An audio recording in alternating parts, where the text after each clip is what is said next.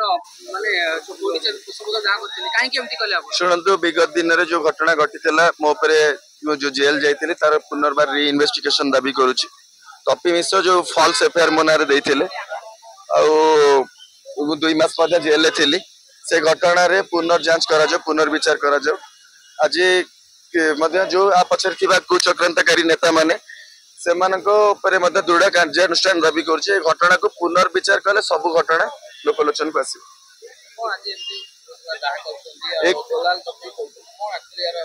देखो जो भाई भाव में 2 मास पूर्व दादाबट्टी केस रे मते जेल जीवा पड़ता जेल दंड भोगिया पड़ता से कौन प्रकार सत्यता नाला एवं से जो एफआईआर देते तपी मिश्र से जड़े झील दलाल से ताकर कोई आधार रे मते जेल जीवा पड़ला तो मो पुनर्जांच करने कही होनी जीवा